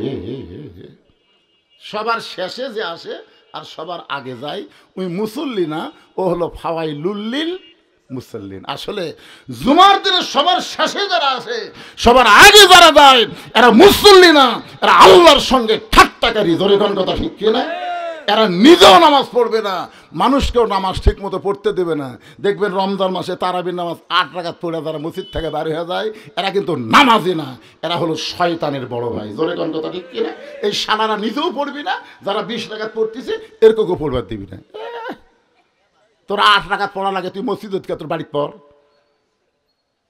মসজিদ কমিটির উচিত হলো যারা 20 রাকাত নামাজ পড়বে না তার বারান্দার থাক, শালা দুর্বল পাটি বারান্দার থাক। তোর মসজিদের সামনে কাতার 8 রাকাত পড়ে ওই ধূর ধূর করে বাইরে যাচ্ছে। ওর ধারত একজন কয়, উই যখন 8 রাকাত পড়লো আমিও 8 রাকাত। আজ থেকে 10 বছর আগে আমার মসজিদে 8 রাকাত পড়ার একটা পার্টিও আমি দেখিনি, দিন দিন দেখতেছি 2-1 বাড়াচ্ছে। কি রমজান মাসে একটা নফল ইবাদত করলে অন্য মাসে একটা ফরজের সমান সওয়াব। জোরে করে কথা ঠিক কিনা? আরে মিয়া রহমত ফেরত নাজাতের মাস, আগামীতে আবার পাবে কিনা তার কোনো গ্যারান্টি নাই। পাইছো যখন আল্লাহর নিয়ামত মনে করে বেশি বেশি ইবাদত করো। জোরে করে ঠিক কিনা? একটু মনোযোগ দিয়ে শুনবেন। ওই মসজিদের বারান্দায় বসে আছে শয়তান দেখার জন্যে। প্রথম জুম্মায় দেখছে সবার শেষে আইছে ওর চাচা, বাপের ছোট ভাই সবার শেষে আইছে, মনে মনে বলতেছে আল্লাহ কাজ কামের দিন চাচা না হয় শেষে আইছে, চাচা যেন আগে না যায়। ওই চাচাই সবার আগে মসজিদ থেকে বের হয়ে গেল। দ্বিতীয় জুম্মায় দেখতেছে সবার শেষ ওর চাচা, সবার আগেই চাচা বার হয়ে গেল। এখন ফাইনাল জুম্মা, জোরে কোন কি জুম্মা, ফাইনাল জুম্মায় দেখে চাচাই সবার শেষে আইছে। আল্লাহকে বলতেছে আল্লাহ দরকার হলে আমি আরও 3 জুম্মা দেরি করব, কিন্তু চাচাকে আমি শয়তান দেখবার চাই না আল্লাহ। আজকে কোনো রকমের চাচা যেন 2 ধনের পরে বার হয়। ওই যতই দোয়া করুক ভাইজান, শয়তানের জন্য দোয়া কোনোদিন কবুল হয় না। বিশ্ব ইস্তেমায় তুমি সুদ খাছো, ঘুষ খাছো, তুমি মাগিবাজি করেছো, সমস্ত খারাপ কাম করেছো, আর আখি মোনাজাতে তুমি কাঁদতেছো। আল্লাহ কয় অত সহজ না। হকুল ইবাদতের মধ্যে যদি কোনো কমতি থাকে সেই বান্দাদের মধ্যে মাফ চাও, তারপরে আমার কাছে দোয়া করো, কবুল হবে। হকুল্লা আমি আল্লাহ ইচ্ছা করলে মাফ করে দিব। তোরে কোন কথা ঠিক কি না? সুদ খাসে, ঘুষ খাসে, পরের জমির আল ঠেলেছে, মেয়েকে 1/2 বিঘা জমি দিয়া ছেলেকে 10 বিঘা জমি দিয়া হজ করবার গেছে। এখন কাবার চামড়া ধরে কান দিচ্ছে আর বলতে তো আল্লাহর 2 কান্দের ফেরেশতা, আল্লাহ এই শালাক মাফ করবেন না, এই কিন্তু বেটাক 10 বিঘা দিয়ে বেটিক 1/2 বিঘা দিতে, তাও রাস্তার ধরো যে জমিতে আবাদ হয় না। কি মনে করতেছেন ভাই? খালি দোয়া করলেই কবুল হবে? বড় ফির আব্দুল কাদের জিলানির কাছে এক ছেলে বলতেছে হুজুর দোয়া করে আল্লাহ যেন একটা পুত্র দেয়। আব্দুল কাদের জিলানি খুশি মনে দোয়া করছে, যাও। পরের বছর সে কয় হুজুর কি দোয়া করলেন, ভালো করে করেন, এখনও ছেলে হয়নি। বড় ফির আব্দুল কাদের জিলানি বলতেছে যাও আল্লাহ তোমাকে এবার একটা পুত্র দিবে, যাও দোয়া করে দিলাম। 3য় বছরে সে কয় হুজুর আপনি ওলি না কলি, হ্যাঁ কি দোয়া করেন বাচ্চা হয় না? আব্দুল কাদের জিলানি এবার হাত না তুলে চোখ বন্ধ করছে। বিয়ে করছো? না। তো বিয়ে করিসনি? বিয়ে করলে তো বাচ্চা এমনি হবে হুজুর, দেখি তো বউ ছাড়া দোয়া দেয় বাচ্চা পাওয়া যায় কিনা। আরে সুদ খাও, ঘুষ খাও, আর তুমি হাত তুলে দোয়া চাও, ইয়ার কি মারো আল্লাহর সাথে? ইবাদত কবুল হওয়ার শর্ত হলো হালাল খাদ্য খাওয়া লাগবে। জোরে কোন কথা ঠিক কি না? হালাল কাপড় পরিহার পরা লাগবে, হারাম কাপড় পরে হারাম খায়া যতই দোয়া করেন আল্লাহর দরবারে কবুল হবে না। একটু খেয়াল করবেন। ফাওয়াইলুল লিল মুসাল্লিন, দোয়া করতেছে আল্লাহ চাচা যেন আজকে বের না হয়। ওই চাচাই সবার আগে বের হয়ে চলে গেল। ভাস্তা একদিক দিয়ে খুশি, একদিক দিয়ে বেজার। খুশি হওয়ার কারণ হলো শয়তান পাওয়া গেছে, মান্নত পুরা হবে। আর বেজার হওয়ার কারণ হলো চাচাই যে শয়তান হচ্ছে। এখন কি করবে? নামাজ শেষ করে চাচার বাড়িতে যা বলতে, চাচা আগামী সোমবার আমার বাড়িতে দুপুরবেলা আপনার দাওয়াত। এ দাওয়াতের কথা শুনে চাচা কান্না শুরু করছে। ভাস্তা বলে চাচা কান্দেন কেন? বলে বেটার বইয়ের অত্যাচারে আজকে 3 বছর হলে বেটার বাড়িতে আমার খাওয়া হয় না। বেটার বইয়ের অত্যাচারে 3 বছর হলে বেটা আমাকে ঠিক মতো খাওয়ায় না, আর তুই ভাস্তা হয়ে চাচাক দাওয়াত দিলি, আসলেই আমার ভাগ্য ভালো। ভাস্তা মনে মনে কয় চাচা কি দেখে যে দাওয়াত দিছি, আগে বলা যাবে না, আগে কামটা হোক তারপরে বলবো। তোর এখন ঠিক কিনা? সোমবার দিন মুরব্বী রাস্তা দিয়ে যায়, যত মুরব্বী পায় সব মুরব্বীকে ডাকতে বলে, শোন। বলে কি হয়েছে? বলে আমার ভাস্তা আমাকে দাওয়াত দিচ্ছে, দুপুরবেলা আমাকে খাওয়াবে। মুরব্বীরা কান দেয়ার বলে তোর ভাগ্য ভালো, আমাদের বেটার বইয়ের কারণে বেটা আমাদেরকে ঠিক মতো দেখতে পারে না। এইরকম কতগুলো বাবা আছে যাদের পুত্র বধূর কারণে বেটা ঠিক মতো বাপকে দেখতে পায় না। এরকম বাবা আছে না নাই? আমি ছেলেদেরকে বলতেছি, তোমার বইয়ের কারণে যদি তোমার বাবা কষ্ট পায়, দরকার হলে তুমি বউ পরিবর্তন করো, কিন্তু বাবার মনে কষ্ট দিও না। মিল্লাত আবিকুম ইব্রাহিম হুয়া সাম্মাকুমুল মুসলিমিন। আমাদের জাতির পিতার খবর জানেন না? জানেন না? আমার ওয়াজে শোনেনি? তোমার হুঁশ নেই? এ ওয়াজ আপনারা শোনেন নাই? হ্যাঁ, গেছিল ইব্রাহিম নবী ইসমাইলের বাড়ি। বাবা ইসমাইল বাড়িতে আসো। ইসমাইলের বউ বলতে, কে রে, এই কে চিল্লাই রে? ইব্রাহিম নবী কয়, কে রে? মেয়ে মানুষের কথা এত জোরে, তাহলে এটাই তোমার বেটার বউ হবি রে। মন খারাপ করে আসলে এক লোকের সঙ্গে দেখা, ভাই আমার নাম হলো ইব্রাহিম, ওই যে বাড়ি দেখতেছে ওটা আমার ছেলে ইসমাইলের বাড়ি। তা আমি গেছিলাম দরজা, যাই হোক আমার ছেলে বাড়িতে নাই, জানতে পারলাম। যদি আমার ইসমাইলের সঙ্গে তোমার দেখা হও, তাহলে তুমি বলো তোমার বাবা তোমাকে ওসিয়ত করেছে ঘরের চৌকাঠ পাল্টান লাগবে। এই বলে ইব্রাহিম নবী চলে গেছে। কিছুদিন পরে ইসমাইল নবী আসতেছে, ওই লোকের সঙ্গে দেখা, সালাম দিয়ে বলতেছে, ওকে আল্লাহ নবী ইসমাইল আপনার বাবা ছিল। যেই কয় আপনার বাবা ছিল, কান্না শুরু করছে। কান্দে লাভ নাই তো, কান্দে লাভ নাই, আপনার বাবা ওসিয়ত করছে আপনাকে চৌকাঠ পাল্টান লাগবে, চৌকাঠ। ইসমাইল নবী মনে করতেছে রে কোন চৌকাঠ রে, বাবা কি ঘরের চৌকাঠ দেখলো নাকি, এটা কি বোকা মানুষ। যাই ডাক দিছে, বউকে ডাকতেছে, এই দিবে। বউ মনে করছে এতদিন পর আমার স্বামী আসছে, দৌড়ে এসে দরজা খুলছে, তুই তালাক। কথা নাই বার্তা নাই, আমি ওয়াদে সে ওয়াদে পড়ছিলাম, তুই তালাক, তোর মাও তালাক, তোর 14 গোষ্ঠী তালাক। এই কথা আমি বলছিলাম, সেটা নিয়ে আলেম সমাজের মধ্যে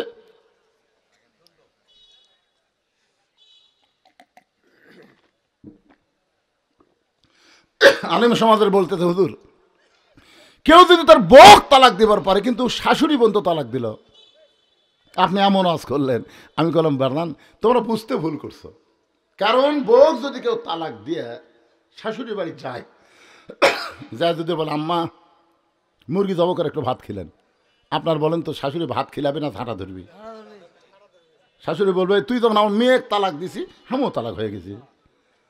কেন মেয়ে তালাক দিলে শ্বশুর শাশুড়ি থাকে, অটোমেটিক তালাক মানে বিচ্ছিন্ন, তালাক মানে কি বিচ্ছিন্ন হয়ে যায়। এখন চিন্তা করেন, আমাদের জাতির পিতার জন্য তার সন্তান বাবারে কষ্ট দেওয়ার কারণে যদি বউকে বিচ্ছিন্ন করে দেয়, আজকে আপনি এমন কি বউ পাইলেন যে বউয়ের কারণে আপনার মা আপনার বাবা গোপনে কান্দে? বাপ মা যদি অন্তরে কষ্ট পায়, আপনি যত ইবাদত করেন কোনো ইবাদত আল্লাহর দরবারে কবুল হবে না।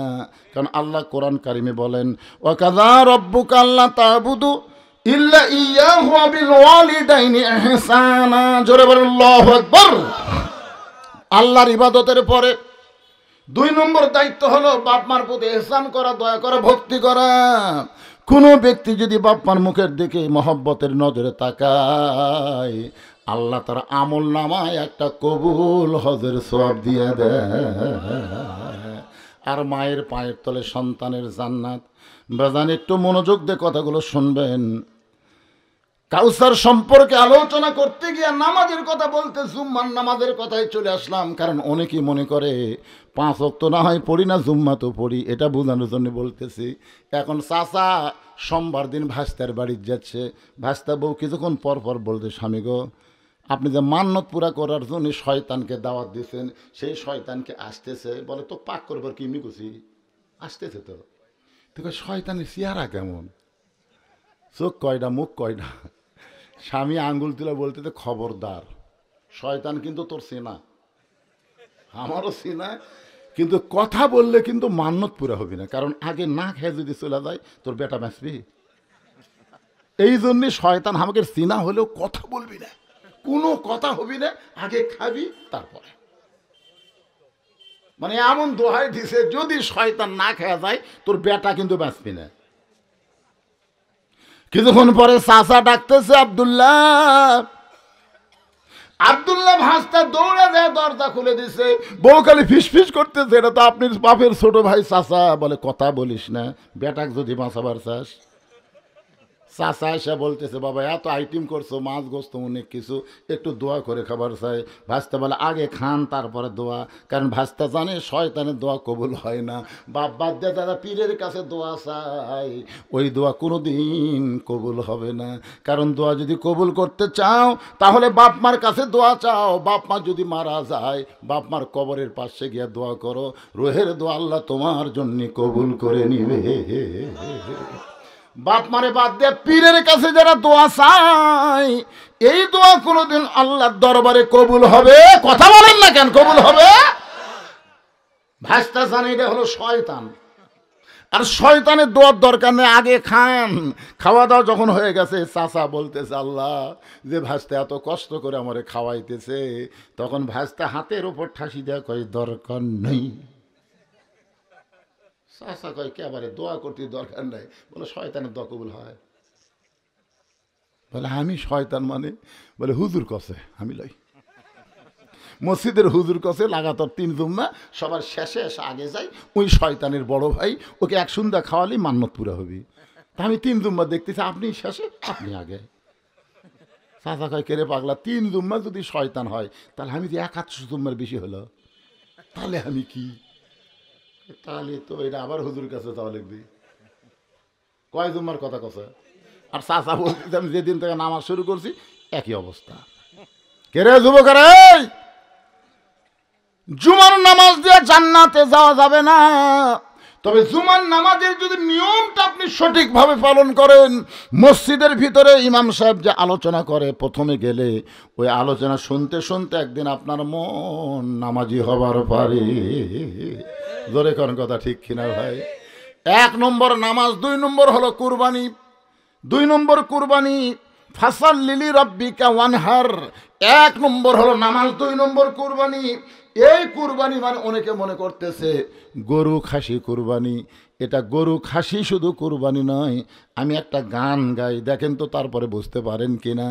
ইমানের দাবি যদি কুরবানি হয়, সেই দাবি ঘরে বসে থাকা নয়। বুঝতে পারতেছেন? ইমানের দাবি হলো কিছু বিনিময়, সেই বিনিময় যদি কলিজার ঘাম হয়, সেই ঘাম দিতে যেন তৈরি থাকি। ওগো দয়াময় আমার আল্লাহ দয়াময়। ইমানের দাবি হলো অগ্নি শিখা, বাতিলের বিরুদ্ধে চলতে শিখা। সে আগুনে জ্বলে জ্বলে, সে আগুনে জ্বলে জ্বলে দিব ইমানের পরিচয়। ইমানের দাবি ঘরে বসে থাকা নয়, ইমানের কুরবানি হয়। এই কুরবানি বোঝেন? উম্মে ফজল কালো কাপড়ের মধ্যে পেঁচায় হোসাইনকে এনে যখন নবীর কাছে দিয়ে বলে, বাবা আল্লাহ তোমাকে আর একটা নাতি দান করেছে, ফাতেমার পেট থেকে আর একটা সন্তান হয়েছে বাবা, এই সন্তানকে তুমি একটু কোলে নিয়ে দোয়া করো। আল্লাহ নবীর 2টা হাত থরথর করে কাঁপতেছে, 2টা হাত থরথর করে কাঁপতেছে। উম্মে ফজলের কোল থেকে হোসেনকে নিয়ে হোসেনের কপালে একটা চুম্বন দিয়ে আসমানের দিকে তুলে বলতেছে, আল্লাহ এই গোস্তের টুকরাকে তুমি কুরবানি হিসাবে কবুল করে নিও। সমস্ত সাহাবীরা বলে, ইয়া রাসূলুল্লাহ, আপনার ছোট নাতি হুসাইন, আপনি দোয়া করবেন, কিন্তু কি দোয়া করলেন? একে কুরবানি হিসাব আল্লাহ কবুল করে নিবে, এই দোয়া তো আমরা বুঝতে পারলাম না। রাসূল বললেন, সাহাবীরা রে, একদিন আমি নবীও থাকবো না, তোমরা অনেকেই সেদিন থাকবে না, কিন্তু এই ছোট্ট হোসাইন সেদিন বাতিলের বিরুদ্ধে নিজের জীবনকে কুরবানি করে নানার ইসলামকে প্রতিষ্ঠিত করবে। বাতিলের বিরুদ্ধে হকের পক্ষে নিজের জীবন কুরবানি করবে। মীর কাসিম আলী শুয়ে আছেন, এমন সময় উকিল এসে বলতেছেন, স্যার রাত 12টায় আপনার ফাঁসি হবে, রাত 12টায় আপনার ফাঁসি হবে। বলে এখন কয়টা বাজে? বলে এখন 9:30 বাজতেছে।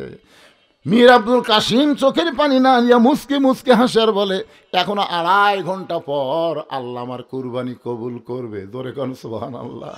2.5 ঘন্টা পর। উকিল বলতেছে কুরবানি না, আপনার ফাঁসি হবে। আবুল কাসিম বলতেছে এখনো 2.5 ঘন্টা দেরি আছে, তাহলে 2টা ঘন্টা আমি একটু ঘুমায় যাই। চিন্তা করে দেখেন, রাত 12টায় তার ফাঁসি হবে, আর 9:30টার সময় বলতেছে আমি একটু ঘুমায় যাই। উকিল মনে করছে ফাঁসির চিন্তায় লোকটা পাগল হয়ে গেছে, লোকটা পাগল হয়ে গেছে। এই বলে উকিল যখন ঘর থেকে বের হয়ে যায়, 2 ঘন্টা পরে এসে দেখে আবুল কাসেম নাক টানা টানা, মীর কাসেম আলী নাক টানা টানা ঘুম পাড়তেছে, ঘড়ির দিকে তাকায় দেখে 11:30 বাজতেছে। এমন সময় পায়ের আঙ্গুলি নড়া করলে ঘুম থেকে চেতন পায়। বলে, ভাইজান 12টা কি বাজছে? বলে এখনো 8 ঘন্টা দেরি আছে, তাহলে আমার কুরবানি হতে আরো 8 ঘন্টা দেরি। ওযু করে 2 রাকাত নামাজ পড়ে সুন্দর কাপড় পরে চলো উকিলা আমরা ফাঁসির মঞ্চে যাই। বলে, আপনি কি জানেন না ফাঁসির মঞ্চে গেলে আপনার ফাঁসি হবে? মীর কাশিম আলী কোরআন থেকে তেলাওয়াত করেন, ওয়ালা তাকুলু লিমান ইউকতালু ফি সাবিলিল্লাহি আমওয়াতুন বাল আহইয়াউ ওয়ালাকিন লা তাশউরুন। আল্লাহ রাস্তায় অন্যায়ভাবে যাদেরকে ফাঁসি দেওয়া হয়, আল্লাহ রাস্তায় যাদেরকে হত্যা করা হয়, এটা হত্যা নয় রে, এটা আল্লাহর জন্য নিজের জীবনকে কুরবানি করলে আল্লাহ তাকে চির অমর করে দেয়। আজকে আবু সাইদ কিন্তু মৃত্যুবরণ করে নাই, আবু সাইদ কিন্তু জীবিত আছে। আমি যেই গ্রামে আমার বাড়ি, এই গ্রামে এই মাসে 3টা ছেলে হয়েছে, প্রত্যেকটা ছেলের নাম রাখছে আবু সাইদ, ছেলের নাম রাখছে আবু সাইদ। আমার সম্পর্কে এক খালা আমার মোবাইল করে বলে, বাবা তুমি হুজুর মানুষ, তোমার বোনের একটা মেয়ে হয়েছে, নামটা রাখো তো বাবা, ভালো একটা নাম। তখন আমি বললাম, খালা এই মুহূর্তে আপনার নাতনির নাম রাখলে ভালো হবে, সে নামটা হলো হাসিনা। সেই কষি হাসিনা। খালা 30 সেকেন্ড আমার সাথে কথা কয় না। আমি কই, খালা কি হলো খালা? খালা কয়, তুই আলেম না জালেম রে, তুই আলেম না জালেম, তোর কাছে একটা ভালো নাম চাইলাম আর তুই খুনি হাসিনা নাম করলি। তখন বুঝলাম আবু সাইদ মরেনি রে, প্রত্যেক পাড়ায় পাড়ায় আবু সাইদের জন্ম হচ্ছে, তোর কথা ঠিক কি না? আর হাসিনা বেঁচে থাকতেই পচিয়ে গেছে, বুঝলেন? কুরবানি মানে কি ভাইজান? কুরবানি মানে আল্লাহর রাহে নিজের জীবনকে কুরবানি করা, গরু খাসি কুরবানি করা, আল্লাহ খুশি হবে এমন আমল করার নাম হলো কুরবানি। জোরে কোন কথা ঠিক কি? আমার মা বোনদের জীবনে সবচাইতে বড় কুরবানি কি? মা বোনদের জীবনে সবচাইতে বড় কুরবানি হলো নফস ধোকা দিবে, মানুষের সামনে তুমি প্রকাশ হও, কিন্তু ঈমান বলবে প্রকাশ হয় না, ফাতেমার সাথে তুমি জান্নাতে যাও। সবচাইতে বড় কুরবানি হলো মা বোনদেরকে পর্দার ভিতরে থাকা। জোরে কোন কথা ঠিক কি না? থাকবার চাই। দেখেন আল্লাহ বলল, আল্লাহ তাকরা বাহাদি সাদরা ফাতাকুনা মিনাজ জালিমিন। আল্লাহর হুকুম, ওই গাছের কাছে যাইও না, গাছের কাছে গেলে কিন্তু জালেম হয়ে যাবে। দেখেন তো হাওয়া গেছে না আদম গেছে? মা বোনদেরকে আমরা কিন্তু সবসময় বলি পর্দার মধ্যে থাকবো, বাড়ির থেকে বার হয় না। যেই বাড়ির বেড়া যায় তখন বলে মরদ বাড়ির নাই রে। আমার মায়েরা শোনেন, স্বামী বাড়ির না থাকলে কি হবে? সবচাইতে বড় কুরবানি হলো আপনার ইজ্জতকে, আপনার আব্রুকে আপনি হেফাজত করবেন। আল্লাহ কোরআনে বলেছেন, অকরনা ফি বুয়ুতিকুন্না ওয়ালা তাবাররুজনা তাবাররুজাল জাহিলিয়াতিল উলা। রে মেয়েরা, তোমরা যত কষ্টের মধ্যেই থাকো, এরপরে তোমরা কুরবানি করো। গভীর রাত্রে হযরত আলী ঘুম থেকে চেতন পাইছে। আমি মা বোনদের কুরবানি সম্পর্কে একটু বলি, মনোযোগ দিয়ে শোনেন। গভীর রাত্রে হযরত আলী চেতন পায়, দেখে ফাতেমা ঘরের মধ্যে নাই। ফাতেমা ঘরের মধ্যে নাই, হাসান হোসেন 2 ভাই ঘুম পাড়তেছে, কিন্তু ওদের মা ঘরের মধ্যে নাই। হযরত আলী গভীর রাত্রে চিন্তায় পড়ে গেল, আমি স্বামী ঘুম পাড়ি, তার সন্তান ঘুম পাড়ি, তাহলে ফাতেমা গেল কোন জায়গায়? দরজায় গিয়ে তাকায় দেখে ফাতেমা গভীর রাত্রে মাথায় ঘোমটা দিয়া খুব জোরে জোরে মদিনার মরুভূমির মধ্যে হাঁটতেছে। চাকলমার বাচ্চু ভাই 5টা টাইস দান করবে, লিতে থাকো, অসুবিধা নাই, লিতে থাকো। 16 বাই 16 5টা টাইস দান করবে, আল্লাহ দানকে কবুল করেন, জোরে কন আমিন। হযরত আলী ফাতেমার পিছনে নিরাপদ দূরত্ব বজায় রেখে হাঁটা শুরু করলেন। ফাতেমা কোথায় যায় দেখার জন্যে।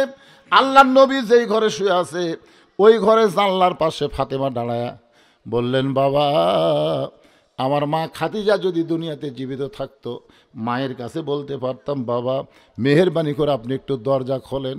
রাসূল যেই মাত্র দরজা খুলেছে, ফাতেমা বলতেছে, বাবা একটু বাতি জ্বলান, একটু বাতি জ্বলান। নবী যেই মাত্র বাতি জ্বলাইছে, ফাতেমা 2টা হাত নবীর দিকে বাড়ায় দেয়। রাসূল তাকায় দেখে ফাতেমার 2টা হাতের তালুর উপরে চামড়া নাই, গোস্ত দেখা যায়।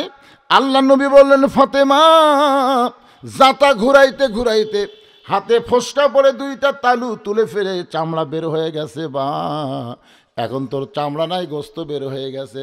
ফাতেমা বলতেছে, বাবা আপনি আমাকে বলেছেন 33 বার সুবহানাল্লাহ, 33 বার আলহামদুলিল্লাহ, 34 বার আল্লাহু আকবার, এ আমল করি আর নিজের জীবনের সমস্ত কষ্টকে কুরবানি করে আমি আমার স্বামীর সন্তুষ্টি, আমি আল্লাহ রেজামন্দি হাসিল করতে চাই। এত কষ্টের কথা দুনিয়ার কাউকে বলে নাই, বাবার কাছে গিয়া নিজের কুরবানির কথা বলতেছে। জোরে কোন সুবহানাল্লাহ। মায়েরা, ও মা, স্বামীর কথা কোনোদিন পরকে বলবেন না। স্বামীর কথা, এখনকার মেয়েরা দুইজনে একটি বসলি তো, তোরটা কেমন, আমারটা ভেড়া, আমি যা কই তাই। যত দোষ স্বামীর ধরে মেয়েরা। সবচাইতে বড় কুরবানি হলো স্বামীর দোষ গোপন করবেন, শ্বশুর শাশুড়িকে ভালোবাসবেন, নিজের মা বাবাকে যেমন ভালোবাসেন শ্বশুর শাশুড়িকে ভালোবাসা একটা কুরবানি। কুরবানি মানে কি, নফস যেটা চায় সেটা করা যাবে না, এরই নাম হলো কুরবানি।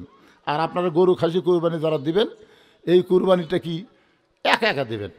আপনি যদি গরু পারেন একলা দেন, না পারলে খাসি একলা দেন, কিন্তু এই ভাগত যান না, ভাগত গেলে কিন্তু কুরবানি হবি না, হবি না। কারণ আমরা 4 ভাই এক গরু কিনি, তাই বড় ভাই বলতেছে আমি আগে গেলে এর দাম এত হতো না।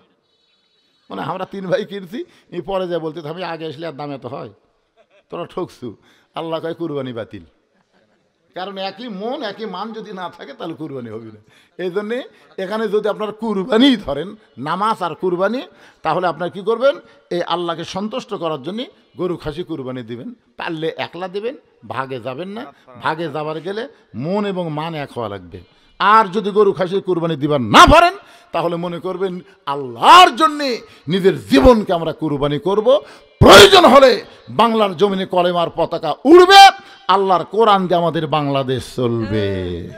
আল্লাহ কবুল করুক, সকলে বলে আল্লাহুম্মা আমিন। অনেক আগে এশার আজান হয়েছে, আমরা তখন নামাজ পড়িনি। এখন আমি আপনাদের নিয়ে একটা সংক্ষিপ্ত মোনাজাত করব, এরপরে এখানে আজান হবে, নামাজ হবে, তারপরে যদি বক্তারা চায় আলোচনা চলবে ইনশাআল্লাহ। আনসার একজন আল্লাহর বান্দা 500 টাকা দান করছে, আল্লাহ দানকে কবুল করুক। আস্তাগফিরুল্লাহ রাব্বিল আযীম, আস্তাগফিরুল্লাহিল আলিয়্যিল আযীম, আস্তাগফিরুল্লাহ, আস্তাগফিরুল্লাহ, লা হাওলা ওয়ালা কুওয়াতা ইল্লা বিল্লাহিল আলিয়্যিল আযীম। আল্লাহুম্মা আমিন। আল্লাহুম্মা আনতাস সালাম ওয়া মিনকাস সালাম, তাবারাকতা ইয়া যাল জালালি ওয়াল ইকরাম। আয় আল্লাহ, মাগরিবের নামাজের পর থেকে এই দীর্ঘ সময় পর্যন্ত তোমার পাগল বান্দারা আল্লাহ কুরবানি সম্পর্কে, নামাজ সম্পর্কে সূরা কাউসার থেকে আলোচনা শুনেছে। মেহেরবানি করে আজকের মাহফিল আমাদের সকলের হেদায়েতের জন্যে, নাজাতের জন্যে, জান্নাতের জন্যে কবুল করো। এই মাহফিলের শুরু থেকে শেষ পর্যন্ত যতটুকু আলোচনা হয়েছে আল্লাহর মধ্যে যদি ত্রুটি হয়, ভুল হয়, মাফ করে দিও। এর জাহাদিয়া মঞ্জুর করো। সোনার মদিনায় নবী পাকের রওজা মুবারকে আল্লাহ কবুল করে নাও। আয় আল্লাহ তাআলা, আমার একজন মা হাজেরা তোমার ঘর মসজিদের জন্য অনেক ত্যাগ স্বীকার করে আজকে দুনিয়া থেকে চলে গেছে। হাজী সাহেব আমারে বলল, হুজুর আমার বিবির জন্য প্রাণ খুলে একটু দোয়া করবেন। আমরা দোয়া করি, আল্লাহ তার কবরকে জান্নাতের টুকরা বানিয়ে দাও। আল্লাহ মসজিদের জন্য দান করেছে, নাম বলতে নিষেধ করেছে, আমরা তাদের জন্য দোয়া করি, গোপনে দান কবুল করে ওসমান গনির সঙ্গে জান্নাত দিও। আল্লাহ হঠাৎ পাড়া রক্তে মসজিদকে কিয়ামত পর্যন্ত কবুল করো। মসজিদের দাতা, মসজিদের জায়গা দেনেওয়ালা আজকের দুনিয়াতে নাই। আজকেও নগদে বাকিতে যারা দান করেছে, এমনকি তোমরা উজুখানার জন্য টাইলস দিল, আল্লাহ তাদের সকলকেই জান্নাতি কবুল করে নাও। আমার হাফেজ ফরিদউদ্দিন ভাইকে আল্লাহ তুমি কবুল করো। ভাইটা আমার অসুস্থ, মাঝে মধ্যে অসুস্থ হয়ে যায়, আল্লাহ তুমি তার প্রতি রহম করো। আয় আল্লাহ তাআলা, আমরা যারা হাত তুলেছি, কে কোন নিয়তে হাত তুলেছি, আল্লাহ সকলের নেক নিয়ত নেক আশাকে তুমি কবুল করো। আমাদের মা বাবা যাদের কবরে গেছে, রব্বির হামহুমা কামা রব্বায়ানি সগীরা, বাপ মার কবরকে জান্নাতের টুকরা বানিয়ে দাও। আল্লাহ যেই কোরআন শুনতে এত ভালো লাগে, সেই কোরআনের সমাজ বাংলায় চালু হবে, এ দৃশ্য আমাদের সকলের জন্য দেখার তৌফিক দিয়ে দাও। সব দেখা হলো শেষ, আগামীতে আমরা দেখতে চাই আল্লাহ তোমার কোরআনের বাংলাদেশ। আল্লাহ কবুল করো, আল্লাহ কবুল করো। আল্লাহ সুবহান রাব্বিকা রব্বিল ইজ্জাতি আম্মা ইয়াসিফুন ওয়া সালামুন আলাল মুরসালিন ওয়ালহামদুলিল্লাহি রাব্বিল আলামিন ওয়াজাল আখিরাতি কালিমাতুন ইনদাল মাউতি। সকলে পড়েন লা ইলাহা ইল্লাল্লাহু মুহাম্মাদুর রাসূলুল্লাহ সাল্লাল্লাহু আলাইহি সাল্লাম। আজান হবে, নামাজ হবে ইনশাআল্লাহ। আসসালামু আলাইকুম ওয়া রাহমাতুল্লাহ।